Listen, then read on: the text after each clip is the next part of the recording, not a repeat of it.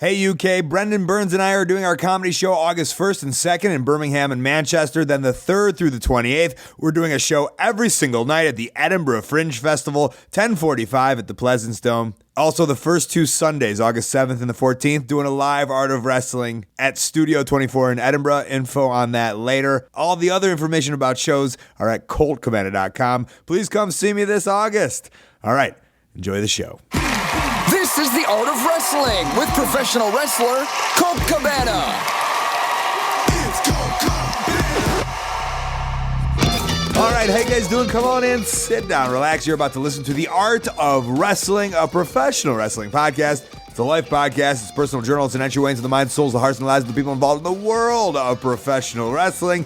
I am your host. My name is Colt Cabana. I'm a concert goer. I'm a boardwalk walker. I'm an international traveler, if you count Canada, let's count Canada. Most importantly, though, I am a professional wrestler, and I am sitting here live in my studio apartment in Chicago, Illinois. Before I go any further, this is a fan-supported and listener-supported podcast supported by people just like you. We get to free of charge every single Thursday. ColtCabana.com, iTunes, SoundCloud, wherever you get your podcasts from. A couple great ways that you could support, rate, review, and subscribe on iTunes. Sign up at Howl and listen to the archives. Use the code COLT. Get yourself a free month. Tweet it out. Facebook it out. Let the world know. Best way to support, though, ColtMerch.com, DigitalColt.com, t-shirts, buttons, pictures, posters, DVDs, digital downloads, and so much more. I appreciate your support. ColtMerch.com, DigitalColt.com. All right, a fun show this week. Another one of those, hey, learn your wrestling, learn your independent wrestling, learn your international wrestling, because a lot of you guys, let's say some of you guys know about the Rev Pros of the world, some of you guys know about the PWGs of the world,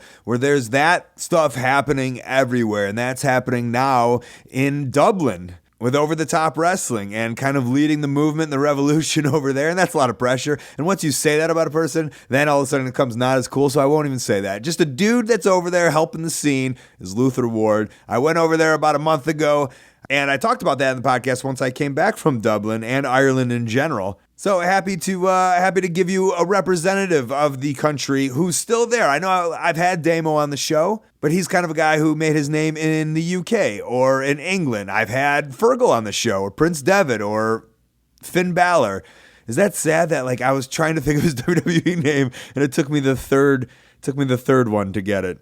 Which is obviously what everyone knows him by. Finn Balor, had him on the show, but he's a guy who made his name in Japan. So Luther's a guy doing it in Ireland, part of the scene right now. He was also a WWE guy for a half a second. You don't know all the guys. Now you know some of the developmental guys, but you didn't back then. And unless they're charging up the roster, you're not really knowing them. In some cases, even if you're getting on the roster, when I was there, I don't think anybody knows Gavin Spears, Scotty Goldman, Ryan Braddock, Kizarny. Maybe some people remember Kizarny. Those were some sweet vignettes. Goldman had a box in the corner, so maybe some people remember the box in the corner. That was my one comedic tribute, parodying the box in the corner with a box in the corner.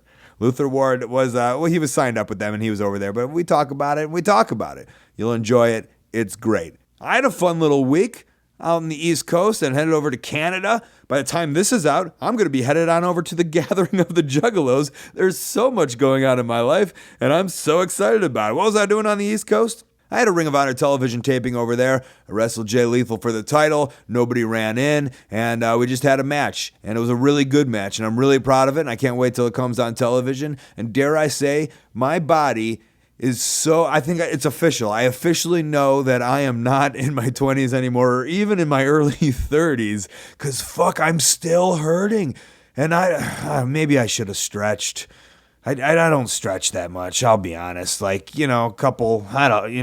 twist the torso a little bit, throw the arms over. I got to start. Someone said maybe it was the travel. I don't know. My body is on fucking fire. Still, as I record this, I'm still sore. This is never, and then with the ankle healed up, and then I did my knee in at Destiny Wrestling. On what? RJ City threw me into the ring and I just cracked it against the fucking metal beam on the side. It's never like something, I've been doing some crazy shit. I'm doing moonsaults. I got Canadian destroyed by Adam Cole, and jumping over a dude, I'm doing my ankle, and getting thrown into the ring, I'm fucking my knee. It's just, I'm a mess. I'm such a mess. Thank God for this massage chair that I have in my apartment that I bought after being in the Noah Dojo, sitting in Kobashi's massage chair and going, why don't I have a massage chair? And while on a tour of Japan, I looked up massage chair, Craigslist, Chicago, got home, had all this cash, like crisp cash that they give you in Japan when you wrestle in Japan. They're like, here's the crispest $100 bills ever. Gave that right to a dude on Craigslist. And I remember Sami Zayn and we packed it into my trunk and we drove it to my apartment. And now I get a little relief. And my ankle would be fine. I went to Guns N' Roses. Pat Buck had his bachelor party all weekend not leading into the TV tapings, but, I was there that weekend. So I went Thursday, Guns N' Roses in Philadelphia, Friday to Atlantic City, and then,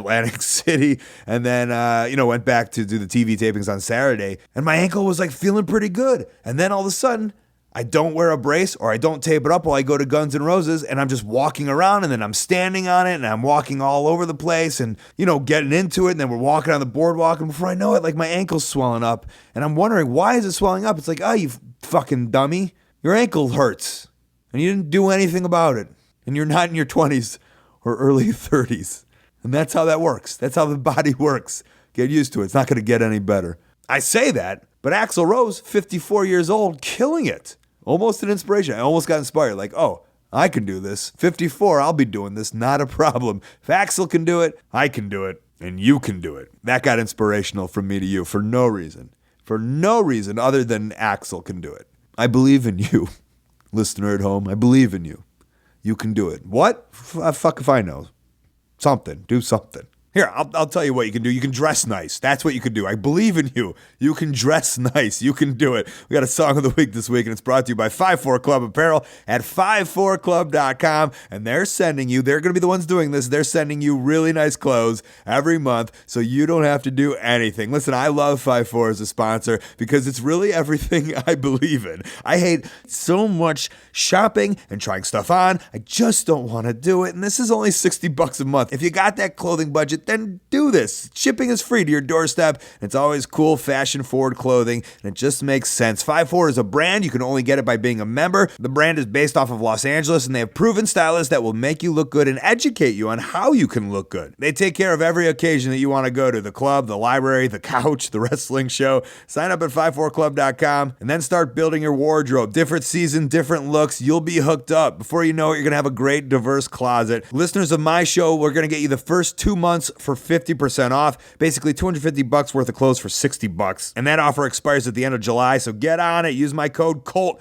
at 54club.com, FIVEFOUR club.com. Use that code COLT, start looking good. Song of the week is a love letter. It's Kevin Von Erich, and it's a really, really nice song by a really great band out of Brooklyn, New York named 357 Lover. You should support them at 357lover.bandcamp.com, at 357lover on Twitter. 357lover.com is their website. This is Shine On Golden Warrior. That's Kevin Von Erich. Enjoy it, and we'll be back with Luther Ward. When I was 12, on any Saturday night, me, Mike, and Alvin would watch a big fight with the fun. Eric's and Freebirds would get into the ring. Triple tag team circus erupted, and these six guns become heroes to me. Shine on, golden warrior. With the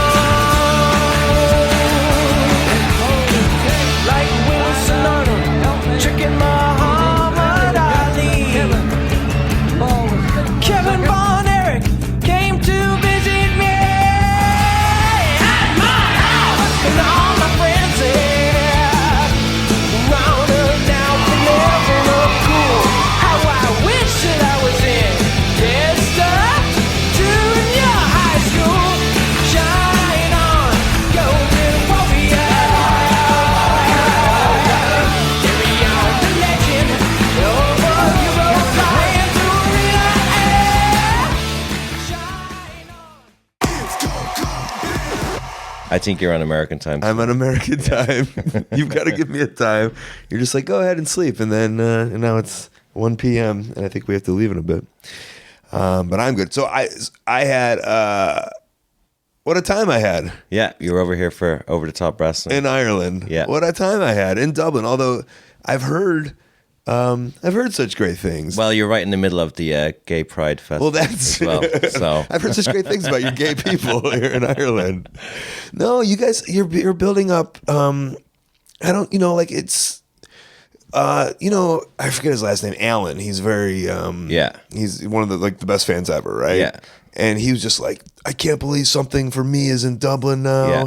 And I think the issue was with wrestling was that there was never anything that would showcase really, really good wrestling. I think the majority of them were just kind of kids shows, and nothing there. Well, it's subjective because what's good wrestling to you is but nothing that kind of would market for the fans that just loved watching that kind of progress wrestling or the pro wrestling, guerrilla wrestling, or Ring of Honor. I'm wrestling. saying that audience hasn't been tapped into. I don't think. I don't know. You would know that, and that's half the reason I did want you on. Is just I'd like to get a good. I know your story, and I'd like to hear a little of your story, but I'd also like to hear about the Irish scene. Yeah, but as I said, it's only been here for 13 years. We never had independent wrestling here. It was kind of set up between. That's Paul what Damo was Tracy telling me a little bit. Yeah, and Fergal Devitt. We have Irish wrestlers like Finlay and guys like that, but they all went to the UK. Back in the 80s and 90s to kind of learn their trade over there. We never had any. So how old are you now?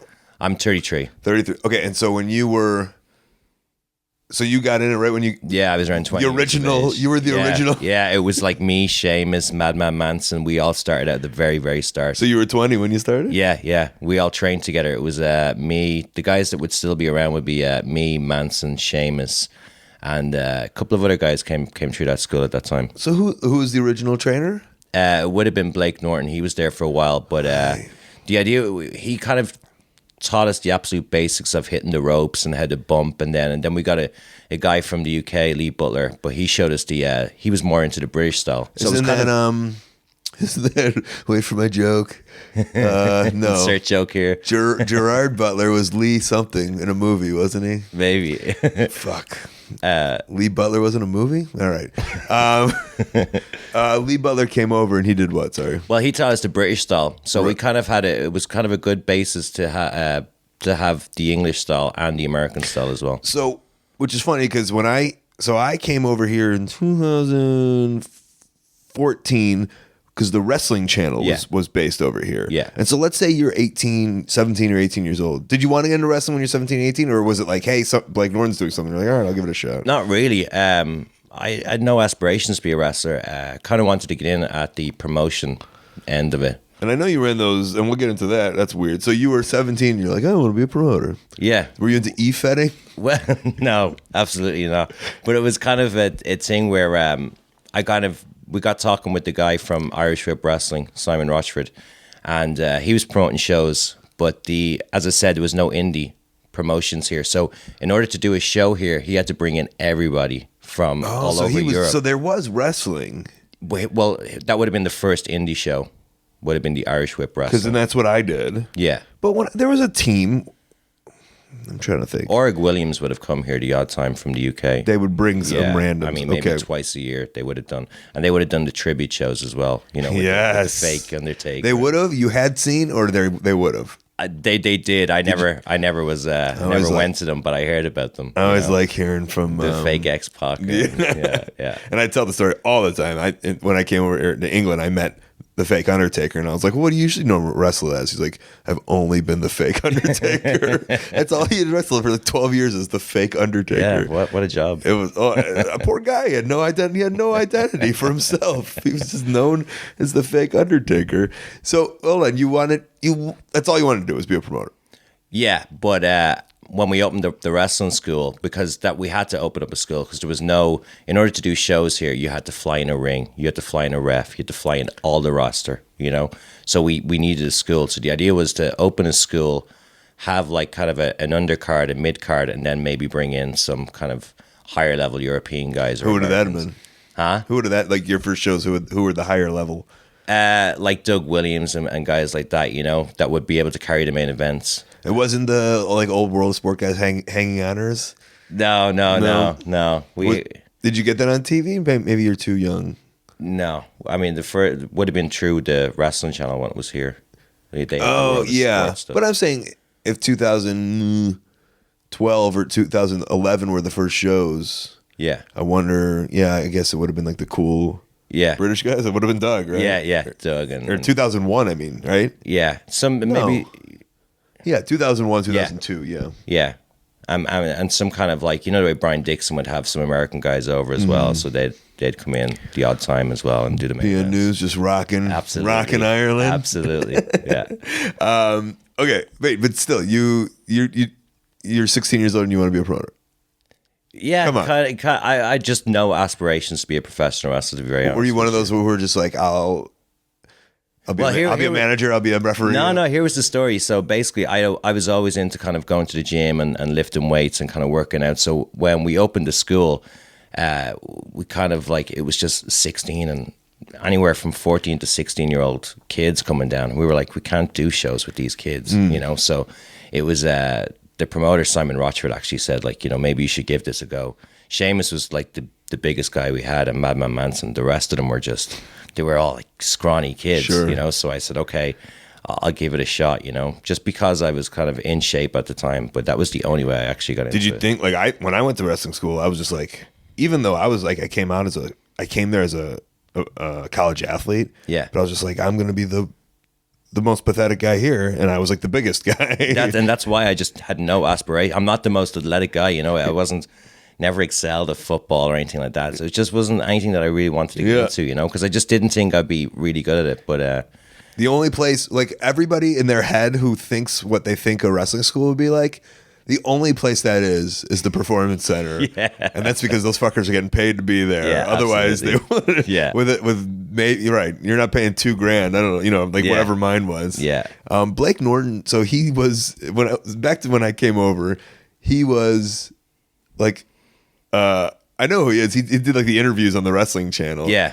And so he was just like the first one smart enough to be like, there is no wrestling school here? No, basically we opened up the school, but we had no trainer. So we were trying to get a trainer. So off of the heels of Simon. Yeah. Was starting, I'm trying to piece it together. Was Simon had this promotion. Yeah. But he had all outsiders. So he did the shows. They were a bit of a money loser because you have to fly in an entire roster. And what was your tie-in though? That was where I just met with Simon, and he was telling me what the issue was. Because you went to the shows? Yeah. And then we both decided, like, maybe we can work together and open up a school. Work together? You're a kid. No? No, I was probably about 18 at the time. Okay. 18, 19. All right. We could probably work together at the time, get a school going, get some Irish guys trained up, and then go into the idea of, you know, having the Irish guys as the undercard, and then have some kind of Europeans or Americans as the main events. And then did they sign? Greg Burridge was... Yeah. He was later, though. He was after Lee. He was after Lee Butler. He was the third coach that they brought in. I once got... this is funny. I guess you don't realize it. I got an email years ago from Brandy Mankiewicz, who was the PWI editor. Okay. She would put everyone's pictures in the PWI, asking if anyone would come over and be the trainer in Ireland. Yeah, because at the time we were just... Do you remember reaching out to Americans or like... I that would have been probably at the time when I left. Okay. Because we went separate ways. But yeah, at the time it was just because there was no wrestling in Ireland, so there was no trainers. If you're in America, you'll find, you know, pro wrestling. Yeah. I remember thinking about it, like living in Ireland. I think Greg took the job. Yeah, Greg did, and we were talking to some guys as well. When I was there was talk with guys from CZW as well about coming over, and I remember Punk was thinking about it too. Really, which is kind of funny. Yeah, imagine that. Yeah, because I think he was just bored, and like he's like, this would be nice, something different. Yeah. When you say it to yourself, it sounds nice, but then when you get in it, and you're just stuck in Ireland, and you're stuck in the weather, and you know what I mean. Yeah. All right, so you guys. You get it done? Blake trains you guys? Yeah, well, basically Blake had been trained in the dungeon for a while. So he was, a nice guy, but he was able to teach us the basics. And then kind of Lee Butler came in and started to really, train us in the fundamentals. That's a movie, right? Lee Butler? Yeah. The Butler? Something? It's a gimmick either way. Oh God, I know it's a movie. So tell me about like this. So the scene, and you don't have to be the bad guy. You and Irish Whip kind of split early. Yeah. But like, so does it grow to become? How does the independent scene grow from nothing to something? And I mean, you left for WWE for a bit. Do you feel that like you were out of the Irish scene for a bit, or do you feel you had like a good grasp on it all the time? Oh no, I had a pretty good grasp on it because at the time when I went my separate way, Irish Whip went promoting, and then I started promoting shows. But I then created a brand called American Wrestling Rampage, and that's when we started doing massive tours all over France. And we promoted shows in France, Romania, Bulgaria, Switzerland, Sweden, with guys like Bret Hart, Sabu, Rob Van Dam, Steiner, Booker T, so. And Generico, the Briscoes, right? Or did they not come? They didn't come in the end. I think They got tryouts like the week before they were supposed to leave, and they said they couldn't make it. Because I remember we were on the Ring of Honor locker room, and I think, Generico was like, I'm doing Bulgaria. Yeah. And then like Briscoes was like, oh, we're on that show. And I was like, oh, I want to go to Romania. Like, who's running these things? It's so funny. Years later, I found out it was you. Yeah. So you're a 22-year-old promoting all these different countries. I probably would have been about, at this point, I probably would have been about 26 or 27. Okay. Where do you get the balls to do this? How do you do this? Basically, it kind of just like fell into place. It was basically we got in touch with this big promotional company, and they had contacts in France. And at the time, France was blowing up at wrestling, became really hot. The indies were doing like 2,000 people for like no names. It was like that period in where Italy got really hot, where they were doing like 15,000 people, like. And then the Simones just ruined it all. And then everyone, I think everyone just ruined it. I think everyone just went crazy, and there was like these 5,000 seat buildings being booked with like the main event was two like really tiny little guys, and it just burned out France completely. Yeah. But at the time around 2008 to 2011, it was red hot. We were doing like 5,000 seaters. We did a show in Paris where the front row was like 150 euros for the tickets. It was just crazy. And we were filling these places. And then we went on to TV in France, and it went out on a 30-minute tape delay, and we got something like 5 million viewers. It was crazy. Wow. Yeah, it was just really hot at the time. And then it sizzled that fast, or? It kind of lasted for maybe 3 years. But then eventually, I think, from what I understand, I think a lot of the French indie promotions kind of burnt it a little bit. They were doing tribute shows of the indie wrestler. More or less, I think. Yeah, Luther Schmord. But yeah, I think it just started to fizzle out. It's like everything. I mean, it never lasts forever. It's the same in Italy. And so you were just in your element. You were wrestling too, though. Yeah, sometimes not all the shows. It's too much. When at shows that size as well. Did you get off on the promoting? I will take promoting every day. Every day, huh? Yeah. I mean, I watched you how you it's only so much, but I could see. It's very stressful. But you enjoy taking charge. I think you enjoy being the guy that people kind of look up to. I think I have a high standard. I need everything to be exactly perfect, or I can't do it. So that's a big thing. I'm a control freak as well. I can see it a little bit. But also, do you think that if there's a lamp up in the ceiling that's like really high and it's just not angled properly, that would bug me. I'd have to get up on that ladder and switch that light and focus it. Do you also see the problem with the indie wrestlers is that not enough controller to look stuff. I find this too. It's just people I find a lot of my success is just because all the others in the world just don't give a fuck. It's right? Yeah. So it's so they need a wrangler. Yeah, it's so disheartening to see just guys just like. They just show up and they're just, they're still wearing the same ring gear and, but then you get guys that are making their own videos and their ring gear looks so, it looks great and, you just got to take the good with the bad, I suppose. But as a promoter, that's where you could spotlight those guys. And then right, would you say, would you say hey, I'm giving you a push because you do X, or do you try to just give them a push, and then others will see like, oh, well, dude worked hard, the girl worked hard. Yeah, I think the locker room kind of sees why the guys are being pushed, you know what I mean? But they either care or they don't, you know? Mm-hmm. I mean, you know what? I know what I had to do to get to that level, to be, as a promoter and a wrestler, to get to WWE and to get to be able to promote shows in France, and, you know, what I had to do. So that's what I try and instill in these guys, is that if you want to do something, you got to work hard, you know? It's not just going to fall there for you. Mm-hmm. And then someone was, you know, we have a lot of mutual friends, I think. Yeah. And they were telling, because I remember when you got signed to WWE, they were like, yeah, the guy that ran the tours. And I was like, really? Like, Yeah. I didn't know. Like, I think I had a good grasp on like who the Irish dudes were, but like, I don't remember like a big Jack dude from Ireland. I would have been gone though when the time you came over But here. even so, like, I feel like I'm always like kind of like checking in. Yeah. You know, like, you know when a guy like Sheamus is like 6'5", and they're like, oh, they'll pluck him eventually or whatever. But I think as well, you would have known Sheamus because he went and done his first tryout, and they told him that he just needed more ring time, and he wasn't getting the ring time in Ireland. It was probably once a month. But if you go and work for Dixon on the camps, you're working 6, 7, 8 times a week. But I'm just saying you're not 6'8", 240. No. And that's who they're Far plucking. from. That's what I'm saying. You know, that's who they're plucking. Yeah. But I mean, you got in their sights. Yeah. I think I had a good look, and I think at the time as well, I knew I was 30 years of age when I was signed. So that's pretty old, you know. Well, so someone told me a story that you were just like, yeah, I know I want to be a wrestler, or I'm going to try to get to WWE.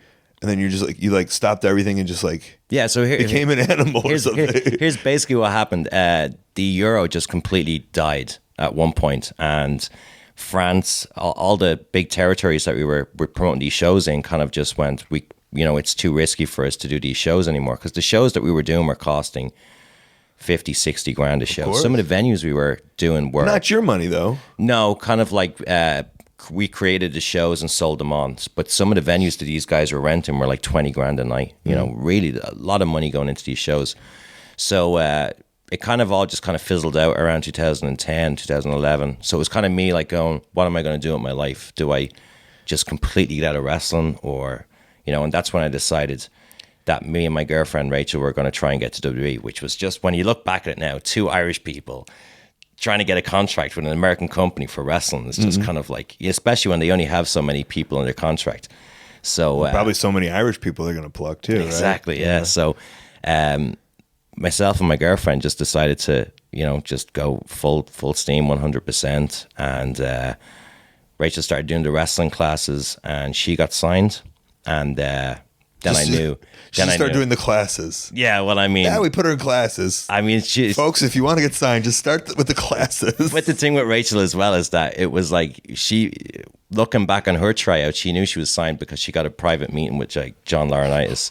You know what I mean? It was one of those things. What kind of private meeting was that? Well, she tells me it was above board, but... yeah, so... And then I knew, right, the pressure's on. My girlfriend's been signed. I need to do it. So...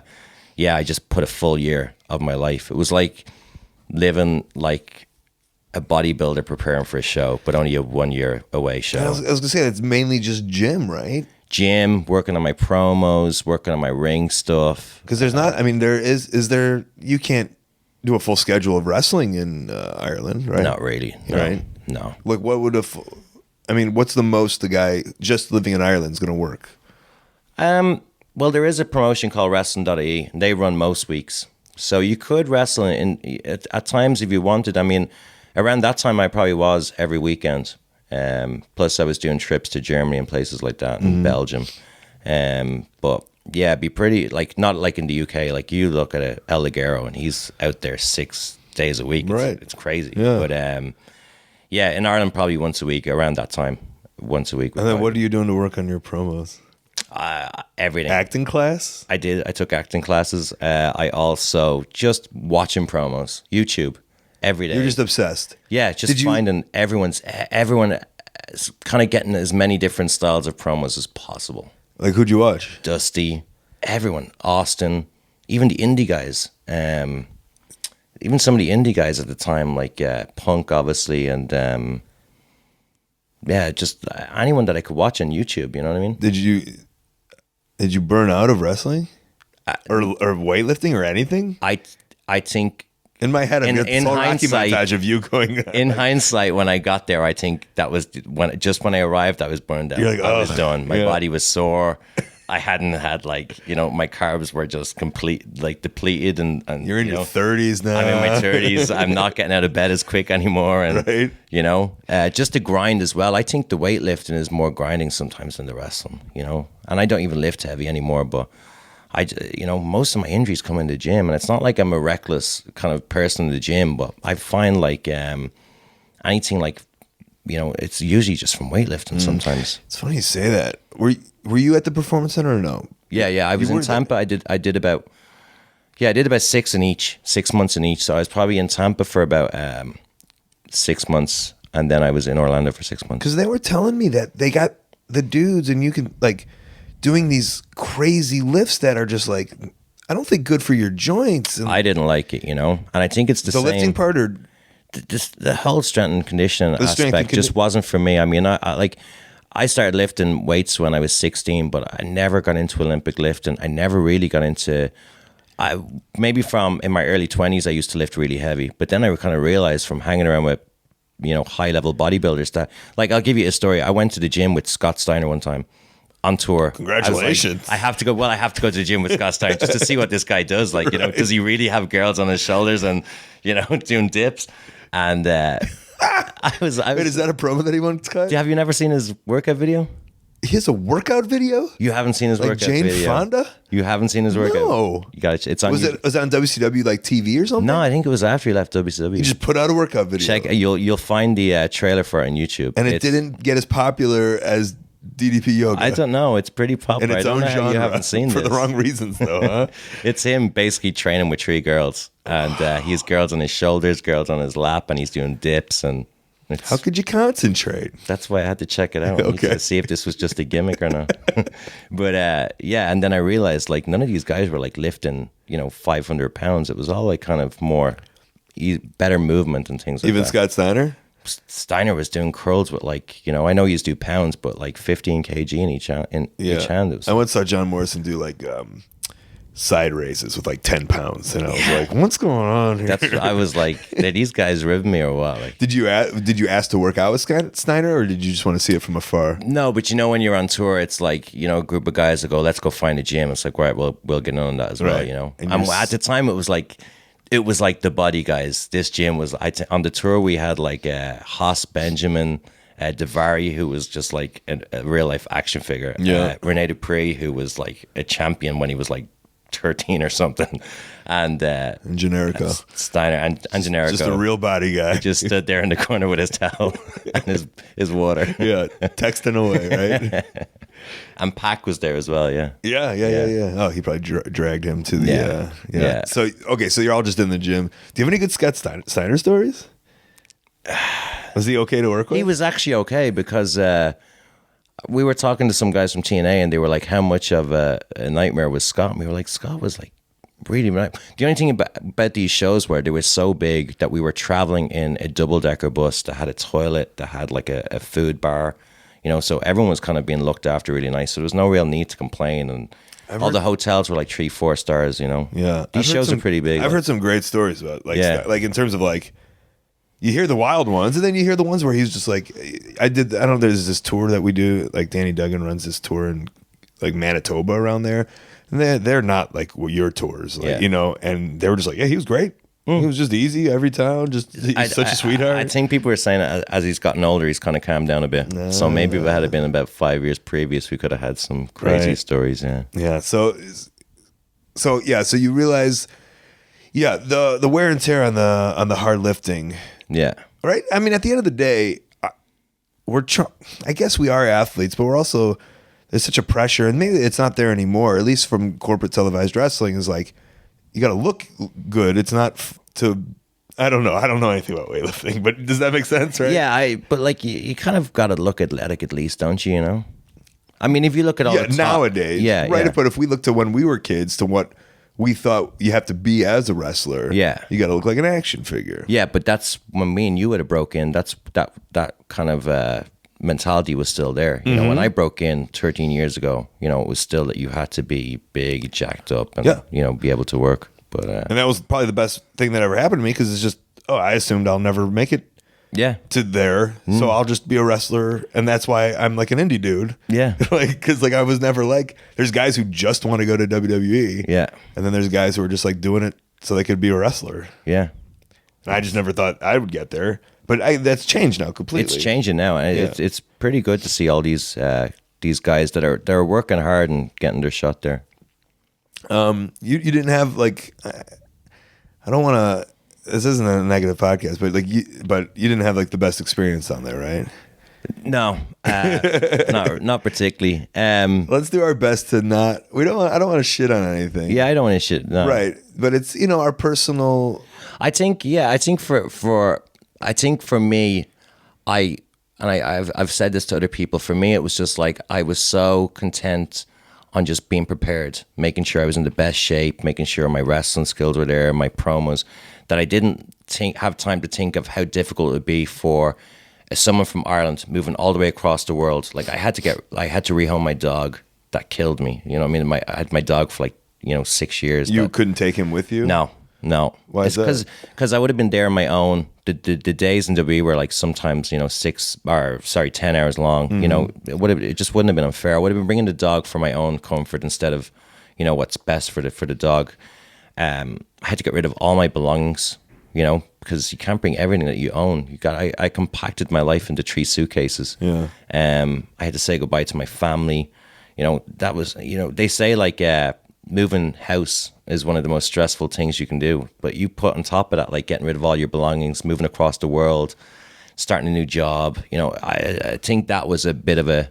Is the idea of moving like you didn't put them in storage, or you're like, well, I'll be in America for the rest of my life? I just had so much. Did you throw a lot of stuff away? I was a bit of a hoarder. I had so much junk as well. You know what I mean? So I hoard everything. You know what I mean? Well, so do you like the new you that doesn't have to hoard, or no? Or are you back to hoarding? I'm kind of slightly back to hoarding. Yeah, unfortunately. What a great start though. Like what a great way to not become a hoarder though. Like be brilliant. forced to throw everything away. Yeah, there's so much. It was shit. tough though. I mean, there used to be a TV program called Hoarders. Yeah, we had that. They'd bring them through therapists. I'm not like that. Yeah, I wasn't far off. Really? I was pretty bad. God. I was pretty bad. With the idea of what? Because like in my head, it was just like, I keep this for like 15 years. I could sell it for millions on eBay. Yeah. Like that's my thought process. Yeah. My process is I just want this. You just want it. Yeah. Sentimental. Yeah. What about when we die? Oh, it's gonna be bad. I mean more like I you have can't have it. It won't be. It's pointless then. Yeah, but I've gotten better. But then I even think about maybe someone will appreciate this when I die. Oh, it becomes an antique of some sort. Yeah, but I don't think anyone's going to appreciate. What are they going to appreciate? The turnbuckle you had on your first show? Oh, I don't. Right think to so. us, that's the greatest thing ever. It's like this is the first turnbuckle. It's worth millions. Do you know who wrestled on this canvas? I know it's rotten, but we're not throwing it out. Oh God, it probably smells rotten too. Yeah. So all of that builds in. That was your main thing. Did you think you went there with a little bit of a chip on your not chip like a chip on your shoulder in terms of like this sucks for me? Does that make sense? Like, no, I think it was a lot to take on. I was so focused on being prepared that I wasn't focused on the mental challenge of saying goodbye to your girlfriend, saying goodbye to your rehoming your dog, all that stuff. It's quite tough, especially for Americans. They're just moving across the country and they can go home on the, they take breaks every so often so you can go home and visit your family. Like there was no way I was prepared when I got there. I wasn't going to see my family for a year, at least. So I have a pretty close family, So you would be embarrassed if you went back on a holiday, you think? There just wouldn't have been enough time. Like if they give you maybe 4 days off. Okay, so right. Some of the American guys could fly home and get 3 days with their families. But as yourself, it takes nearly a day and a half to get here. Yeah. A day and a half to get back. So just no point. Yeah, I remember I moved 5 hours away. Like they could either move. I'm from Chicago. They could either move me to Atlanta or Louisville, and they thought I wanted to go to Atlanta because my trainer was there at the time.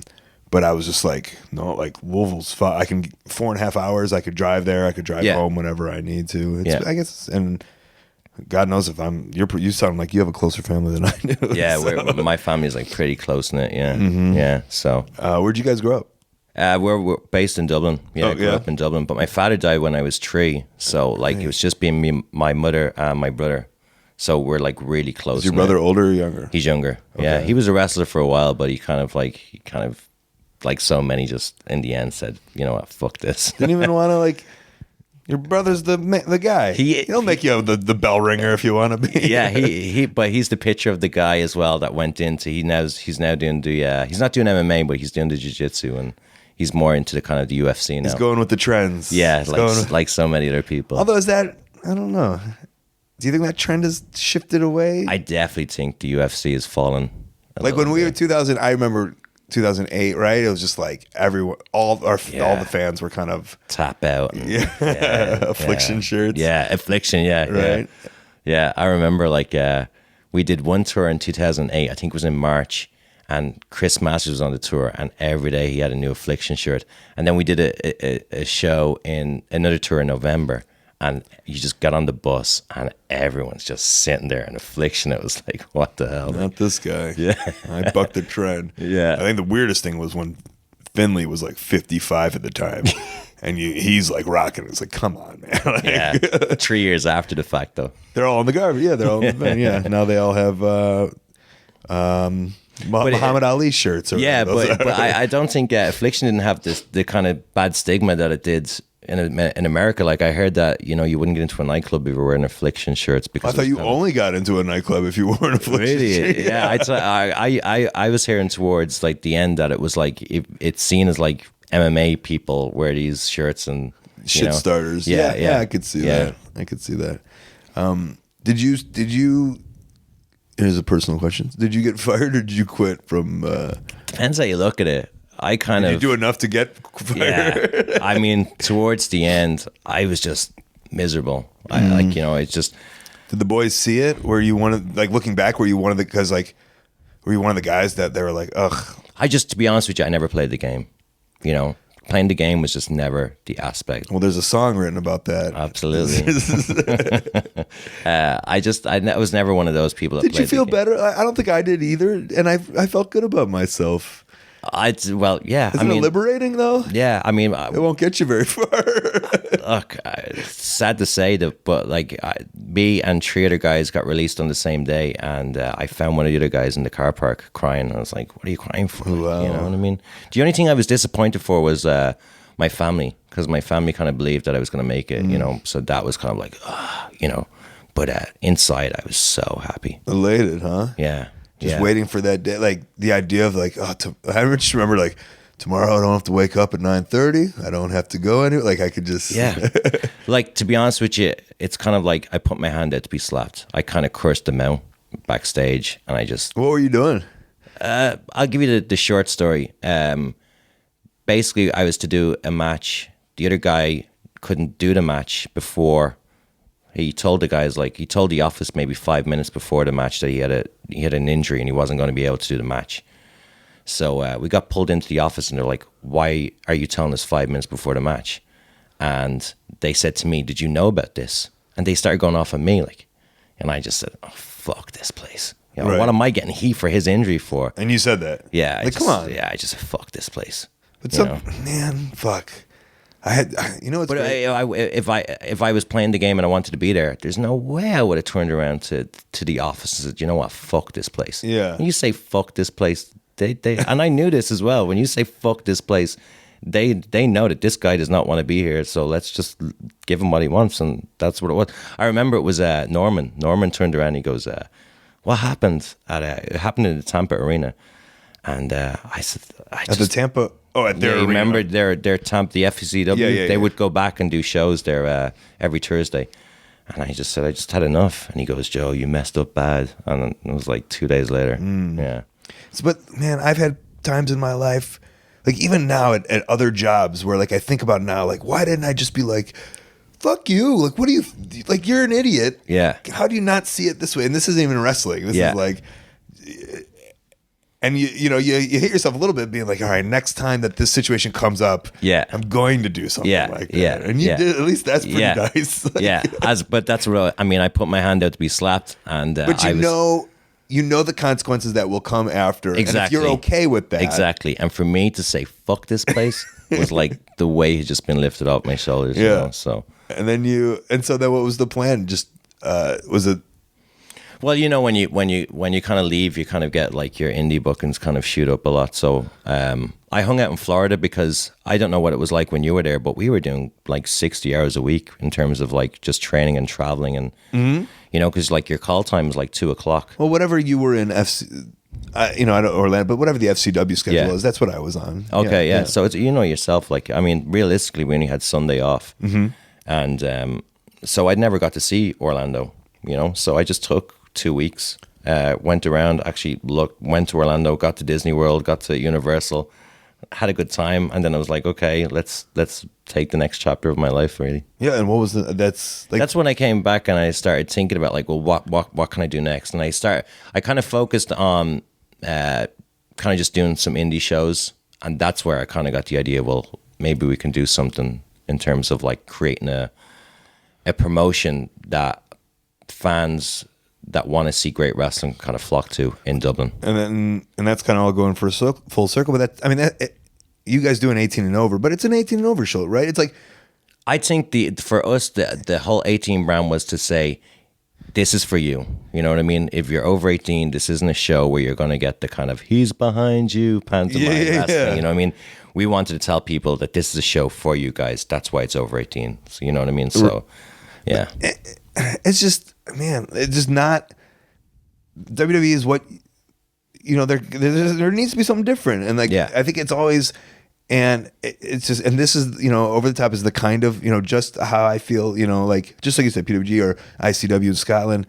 It's just like, you can take your friend who used to love wrestling when they were a kid and are like, I don't like that shit on TV. And they just assume everything is just shit. Not like everything is just that on TV. Yeah. And you take them and you're just like, come to the bar or come to this crazy venue, have cheap beers and just like, you'll love it. And they do, right? Yeah. Yeah, well, I mean, we sell pizza. We have... That's the big sell. Well, guys, come on down. We sell pizza. And you can get 3 cans of beer for €10, which if anyone has ever went drinking in Dublin, they know how expensive beer is. We have like a crazy high mine tax. Was my Diet Coke, my pint of Diet Coke was €5.20. Yeah, it's crazy. We have on alcohol in Ireland because... we have like a real high tax on alcohol, so that's why it gets really expensive. And my Diet Coke was just they spiked it, maybe. Absolutely. Okay, and then last kind of thing, and then this will go to a little bit of your upbringing too, is like the Ward promos. Yeah. So like I know we've been talking about a lot of promoting and doing WWE, but like you have this awesome character. Yeah. And it's kind of I'm just speaking out loud, but I kind of assume that like you took those years of like. Or whatever, that year of like going like nuts with the promo, or learning or whatever it might be, and then like now you get to do something with it. And I think I want to say, did Smojo tweet it out? Maybe he did, right? And I remember like this was years ago, maybe two years ago or something. Yeah, I was fascinated by it. I thought it was amazing, and it's because it's something different, and I think it's something that like everybody in society kind of knows. And I think I watched that movie Snatch. No, Knuckle. Knuckle. Yeah, you seen the documentary? Yeah. And that was an Irish documentary about 2 families. Who were bare knuckle fighters, and they would promote their own wrestling shows. You've seen it, right? Yeah. Is that what that was based off of, kind of, or no? Yeah, it was kind of like because in Ireland, you kind of grow up with Irish travelers, and you kind of see them on a first-hand basis, and it's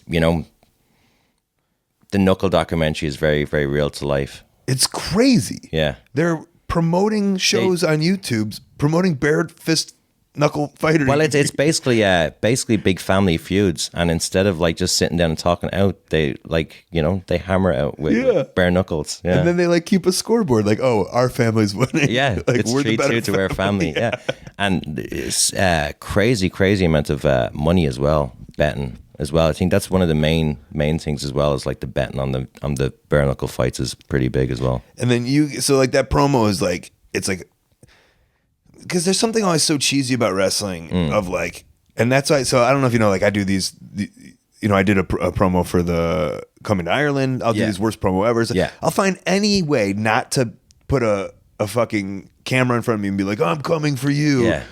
Because it's just like, it's on YouTube. It seems so fucking cheese, but like you found a way. It seems like you found a way to like do a wrestling promo that doesn't seem cheesy, that would like seem like legit, like like how those guys do it. Like you set up and Well, that's how the Irish Travelers, like when they want to set out fights, it's called sending for somebody. Yeah. So if I had beef with you and I want to fight you, like, and sort of our differences, I would send for you. Like, so I would make a YouTube video and say, Colt Cabana, you slight my family, let's have a fight. You know? So that's how you issue the challenge. So that's how I kind of based these promos, was just kind of like based them off the bare knuckle call outs, because they are legit. So that's how I would, when I'm cutting a promo on an opponent, I cut them as like I'm sending for them. You know what I mean? I'm sending for you for a fight. And you're not, I guess the way, because why I mesmerize probably a lot of Americans is just like, you're doing it in that Irish slang that just, Ferg's not doing it, Sheamus isn't doing it because they have to Americanize themselves up, right? And it's almost like, we have the internet, so everyone will see everything. Yeah. But you're really like, it's very local centric. Yeah.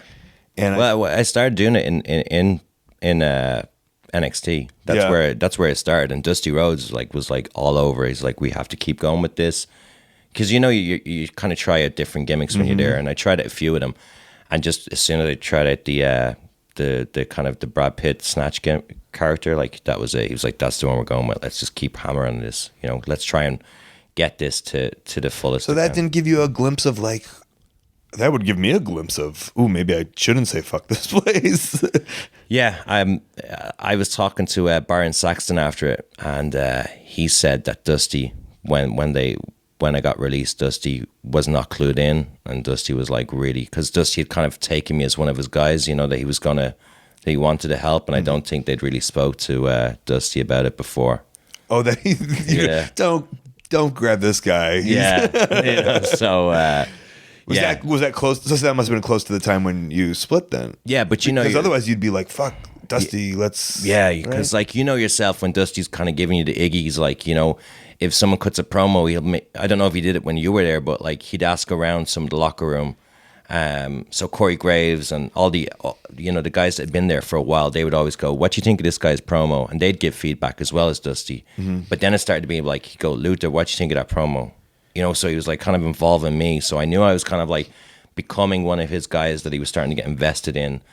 But and those are the guys. I mean, I was not one of his guys at all. Okay, and I've heard that he's either he loves you or. And that was a big sad chip on my shoulder. Yeah, and and then I'd watch the guys he did have a hand in. He would he'd try to skyrocket because it's like, hey, this is my guy.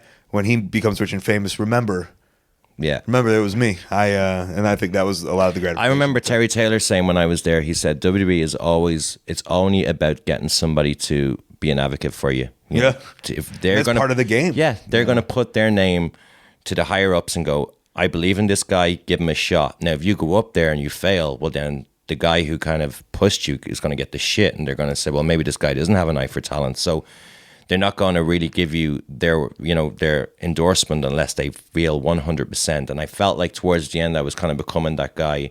One of those guys that kind of Dusty was starting to get invested in. We were kind of having more meetings about the character, and just as I said, when I did, I got the phone call from Byron. He's like, I don't understand it, and I don't know if he at the time had known that I had said fuck this place. Oh, you had already said it. Yeah, this was like the wheels were in. Oh yeah, I'd been released at this point, and Byron had given me the the kind of like, hey, just checking in. You're not about to do anything stupid, are you? Right.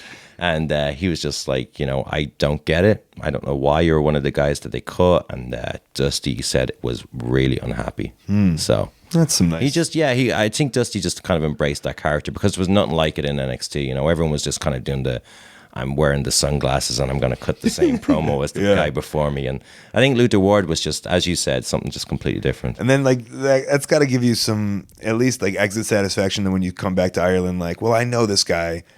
The best talker in the world, the guy that I studied, right, thought I was good, good enough, right, which is like kind of one of the biggest compliments, It's got to be, yeah, absolutely. And then you rolled that back here, and you picked up some other dudes.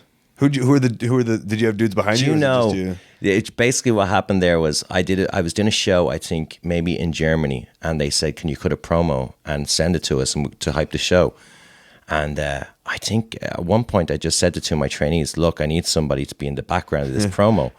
And thank God, like, 'cause the two guys that are with me on it, like Paddy Ward and Rocky Mack, are just two of the best guys you could ask for, you know. So they ended up being in the first promo, and we just kept on going with them. You know what I mean? And then eventually they started getting involved, and they started getting lines in the promos, and then we started doing matches together, and it just evolved from there. Were people like, "Hey, can we see more of this?" Yeah, absolutely. Kind of like a Grado is someone who I could like put an example to, of like when you just put out something and then people are like, "We want to see more," and you're like, "Oh, well, let's do." But that's more. the thing. But that's the thing now. Like with the YouTube generation, it's like there's indie wrestlers that are becoming famous through YouTube. You know, because like if you look at Marty Skrull and Zack Sabre and all the other kind of high level indie guys out there, they're not on national TV. They're only through YouTube. But yeah, if they come to Ireland, 80% of our crowd know them from video on demand or YouTube. You know what I mean? So I think that's another major aspect for indie wrestlers, is just using YouTube and getting out there and,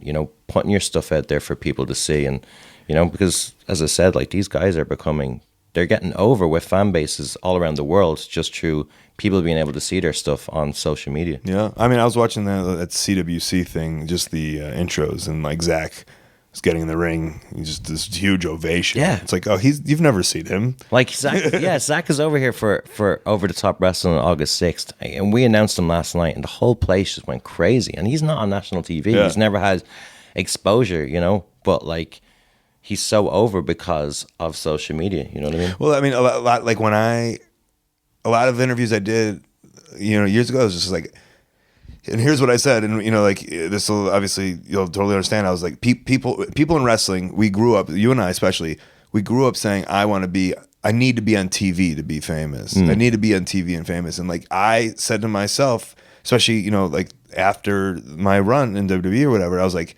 I don't need to be on TV. I need to be on the internet to be. Yeah. I need to be on the internet, and I think there's a generation saying like, I need to be TV famous. I need to be internet famous. Yeah, absolutely. Yeah. I think everything's moving to the internet. I mean, I think TV in a few years is going to be kind of like kind of like a VHS tape. It's, everyone watches now through YouTube. People are watching TV box sets through their laptop. I think it's fun to watch life progress, right? Yeah, in a good way for guys like us. Yeah, and it's better for indie wrestling as well, because you have promotions like Progress and you've ICW that are able to make revenue through the internet, where you couldn't do that like maybe even 6 years ago. No, it's funny. That was the big DVD were the big thing. Yeah. VHS were the big thing. The DVD. Yeah. And now it's all progressing. Yeah, I remember like years ago being in the States, and I went to a Ring of Honor show, and everything was just tables upon tables of DVDs, and nowadays, like I don't think even DVDs are becoming fairly kind of obsolete. I wouldn't want. It's funny. My movies I saw are DVD, but like, I wouldn't want to buy a DVD. Yeah, I don't even own a DVD player. Yeah, it's all true. It's all true. Video on demand and whatever you can get on YouTube now. Yeah. And you guys, you're on the internet? Yeah, we try to be on the internet as much as possible. We have a video on demand through Vimeo. We have a YouTube channel, just the basics. Well, what is it? OTT Sideshow is our Twitter. Over the Top Wrestling is our Vimeo. Yeah. You didn't have. I looked for you. You didn't have Instagram. No, we don't. Everyone's saying, Joe, you gotta get. I went to Instagram. Tag as I put me and the session moth making out, but I couldn't find the OTT. It's quite the picture, actually.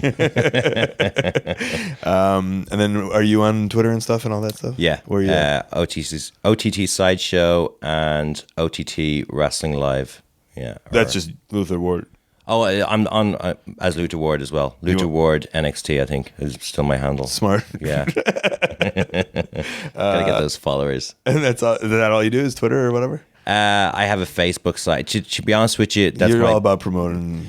That's the thing. Look at a little promoter boy. I can only promote so much. You know what I mean? And I'm not big on social media. I understand I have to use it, but like I try and avoid Facebook, and I just find if I get on Facebook too much, I just kind of get into people's problems. And for me, it's more like I like the news video. Like people, I don't look at people's like sad posts. Yeah. I'm all about those 30-second videos of what's happening. That's how I keep informed. I went into Nando's there a few days ago. Congratulations, by the way. Yeah, I love Nando's. And every time people's food would come, they would take a picture of their food. Yeah, well, that's the generation stupid. We live in. Like. That's dumb. But I mean, everybody. We were on a table, and every time someone's food would come, they'd pick up their phone and put it sideways and take a picture. It's like, Did you ever see that there was a viral video of a baseball game? It was like 7 like blonde girls, like they're sorority girls, and they kept the camera on it. It's just like all them taking selfies for like 45 seconds. Did you ever see that one? I could imagine. I'll pull it up if I can find it. It's really funny. But yeah, that's it. Cool. Thanks for being on. Thanks for having me. That's it. Anything I'm missing? No, just check out Over the Top Wrestling on whatever social medias outlets we have. Just check it out. And dare I say this? People vacation in Dublin all the time. Why wouldn't they? It's a big place. Yeah. So try to match it up with the show. Yeah. Perfect. Our dates are up on our Twitter. They're pinned to the top. So wonderful. Absolutely. Thanks for being on. There's some really cool stuff going on all across the world. Glad you got to know Luther Ward a little better. Their August show, it's sold out, featuring Zack Sabre and Marty Scurll. But September 10th, they're doing the Dublin Fringe. Not the Edinburgh Fringe, the Dublin Fringe. Going to be a great show. If you're around there, go travel, go see it. Go check out the Dublin Fringe, and then catch a wrestling show while you're there. Luther, my friend, thank you for being on. Before we get out of here, let's get into some plugs and Upcoming events.